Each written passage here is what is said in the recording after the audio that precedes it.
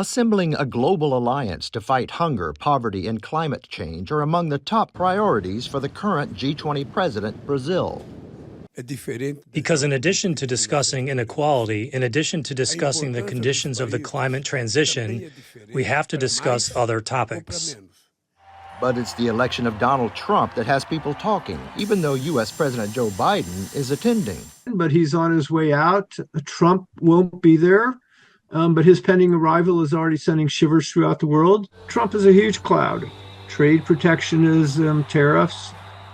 G20 summits were organized to resist protectionism, and tariffs on the Trump menu could place already high tensions between the U.S. and China on display.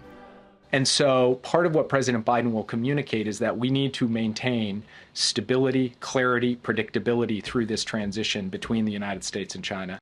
Washington and Beijing are competing for influence here in Brazil. Biden will meet with the Brazilian president about clean economic growth, while China's President Xi Jinping will receive the honor of a state visit from the host country at the conclusion of the G20. The ongoing war in Ukraine remains a divisive issue. Russian President Vladimir Putin says he's not attending while downplaying an ICC warrant for his arrest over alleged war crimes.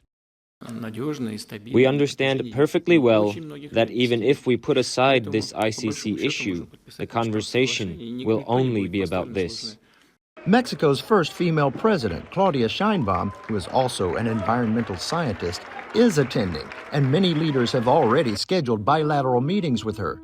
Perhaps a new voice can resolve old differences and help the G20 create a greener and more sustainable global economy.